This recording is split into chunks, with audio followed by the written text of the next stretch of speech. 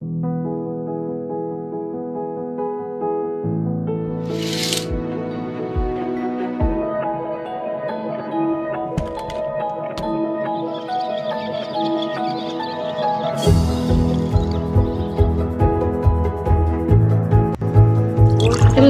good day. Ngayong gabi ay gagawa ako ng tutorial tungkol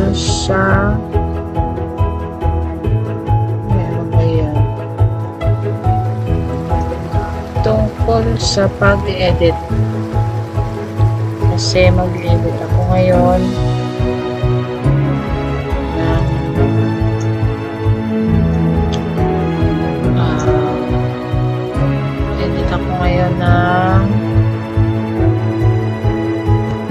aking i-upload sa YouTube. Ngayon, ang problema ko ay paghiwalayin ko ito kasi gusto ko dapat isa nandito, isa nandoon. So, ayun, ganyan. So, punta ko ng Photoshop ko ng crop. Sa new, kunin ko yung dapat kong kunin. Open pala. Open, download. So, ika-crop ko ito.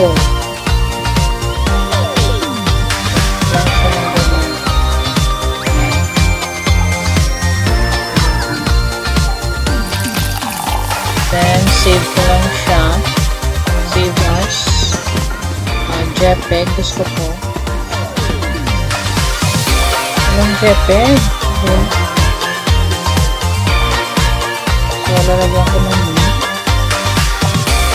Yung next ko naman, file, open, then ganun pa rin.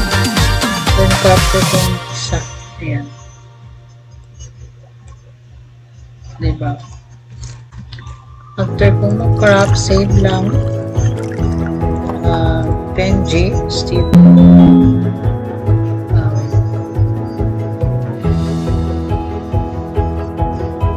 So, change ko yung file name. Ayan. After that, next ko itong Photoshop. Meron na akong Premiere, Photoshop, at After Effects. Yung Photoshop ko hindi ko na-crop, pero yung dalawang to, na-crop ko na. Okay na. So, upload ko lang. Go sa upload. Nasa Canva ako ngayon. Then, go tayo dito.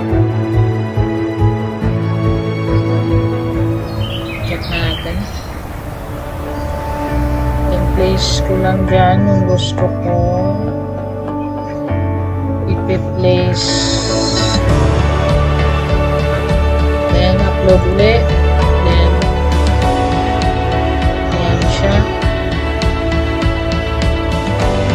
So, dito ko siya ilagay.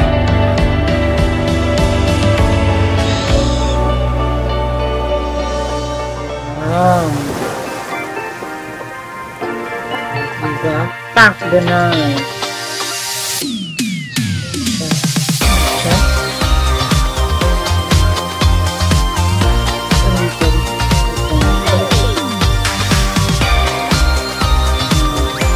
Tapos yung lalagyan black. Ayun. Ayun.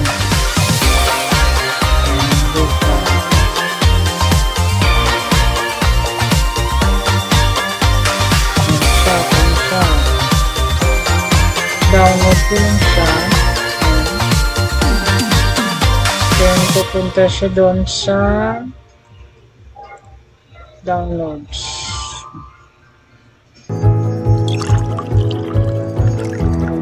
Tapos, so check natin pag nandoon na.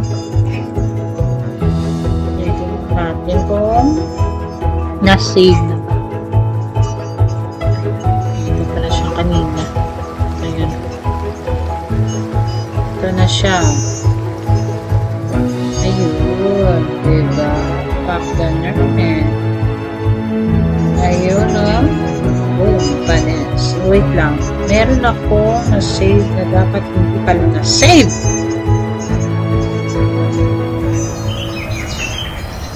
Lagyan na lang natin ng name. Dito din na natin.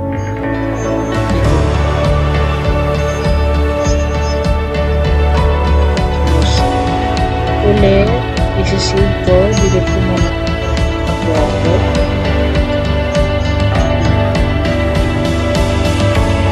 Wait lang na matapos yung downloading. Then, after that, papasok ko dito. Ito yung mga in-edit ko. Yung ito, dito na.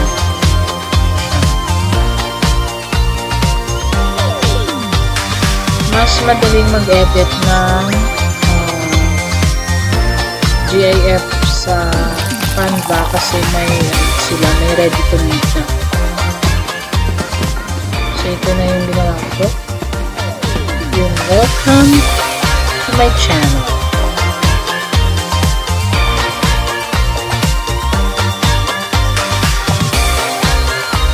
Siya. Tapos ng dalawa. So, ito yung print.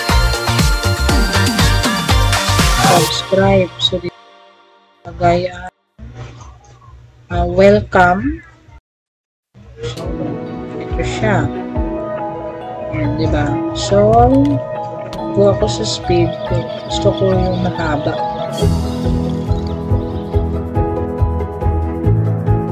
Ayun.